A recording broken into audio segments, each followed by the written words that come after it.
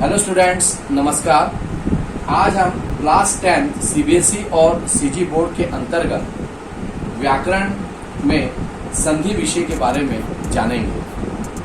बच्चों, सबसे पहले अपन संधि की परिभाषा पर आते हैं कि वास्तव में संधि किसे कहा जाता है। यह परिभाषा आप देख सकते हो बोर्ड में कि जब दो या दो से अधिक वर्णों का मेल होता है, दो या दो से अधिक वर्ण जब आपस में मिलते हैं, मेल होता है का मतलब होता है मिलना, आपस में जुड़ना, तो नियमांतर्गत जो विकार अर्थात परिवर्तन होता है, उसी विकार और परिवर्तन को ही हम संधि कहते हैं। दूसरे शब्दों में अगर हम इसको घुमा के समझना चाहे इस परिभाषा को, तो परिभाषा ये है कि जब दो या दो से अधिक वर्ण आपस में मिलते हैं तो दोनों वर्ण तो सेपरेट होते हैं, वो जब आपस में मिलते हैं तो एक नया शब्द का निर्माण होता है, मतलब उसमें परिवर्तन होता है, उसमें विकार होता है, चेंजेस होते हैं। वही चेंजेस, वही परिवर्तन, वही विकार, उसको हम संधि के नाम से जानते हैं।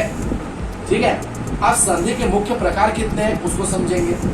संधि के मुख्य रूप से 3 प्रकार हैं। पहला प्रकार होता है स्वर संधि, दूसरा प्रकार होता है व्यंजन संधि और तीसरा प्रकार होता है विसर्ग संधि।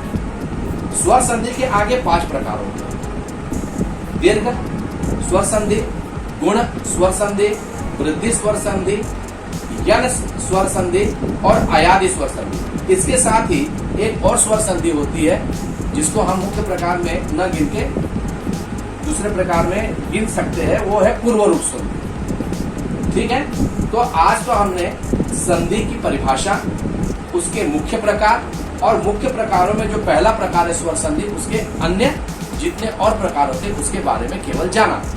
आगे की वीडियो में हम स्वर संधि में प्रत्येक संधि के बारे में हम विस्तार से जानेंगे। तब तक के लिए धन्यवाद, नमस्कार।